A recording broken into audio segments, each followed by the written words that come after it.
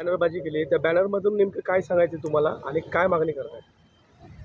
बीड शहरातील छत्रपती शिवाजी महाराज रस्ता ते जुना बाजारपर्यंत हा पूर्ण खड्डेमय रस्ता झालेला आहे आणि पावसाळ्यातील साचलेल्या पाण्याने अनेकदा अपघात, बऱ्याच दुर्घटना घडलेल्या आहेत आणि बऱ्याच वेळा दोन्ही प्रशासनाकडे विनंती करायला गेल्यानंतर दोन्ही प्रशासनाचे असं सांगण्यात येतं की बाबा हा आमच्या हद्दीत नाही आहे, तो म्हणतो हा आमच्या हद्दीत नाही आहे.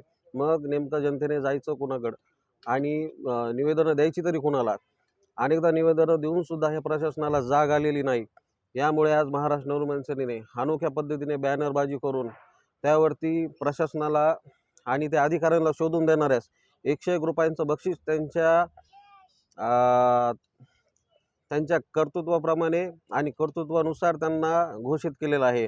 जो कोणी त्यांना शोधून देईल त्यांना आम्ही पारितोषिक देणार आणि त्यांचा म्हणजे अपमानास्पद सत्कार करणार असा यातून संदेश देण्यात येतो. नेमकं सध्याची परिस्थिती अशी झाली आहे रस्त्याची की एक भारत पाकिस्तानची सीमारेषा ओढल्यासारखी या रस्त्याची सीमारेषा ठरवण्यात आलेली आणि या बाबतीत खुद्द प्रशासनाला आणि ह्या अधिकाऱ्यांना सुद्धा माहीत नाही की हा नेमका रस्ता कोणाच्या हद्दीमध्ये येतो. जर का लवकरात लवकर या रस्त्याची झालेली दुरावस्था दुरुस्त करण्यात नाही आली तर महाराष्ट्र नवनिर्माण सेनेचा खळकाटा तर या अधिकाऱ्यांना माहीतच आहे.